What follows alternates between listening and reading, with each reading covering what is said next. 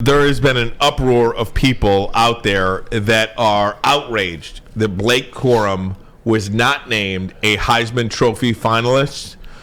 And guys, you know I love Michigan. I did not tell you we were going to fight. Listen, you know I love Michigan. I bleed maize and blue.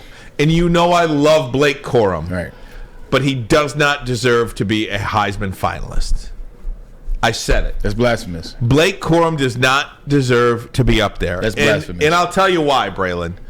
If Kenneth Walker wasn't in New York last year, Blake Corum does not deserve to be in New York this year. Let me see the stats, Fletch, if you could. Show me the stats. Because I've got a comparison of these two guys. Blake Corum on the left, Kenneth Walker on the right. 1,636 yards. That's more than Blake Corum.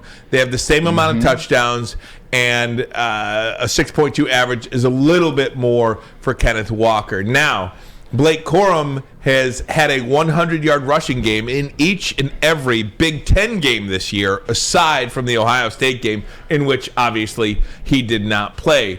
Last year, Kenneth Walker, in 6 of 9 Big Ten games, had over 100 yards rushing. You will look at, and people will point to, the weak schedule that Michigan has played, to no fault of Blake Corum's, but he needed to play in that Ohio State game, and even he needed to play in the second half of that Illinois game.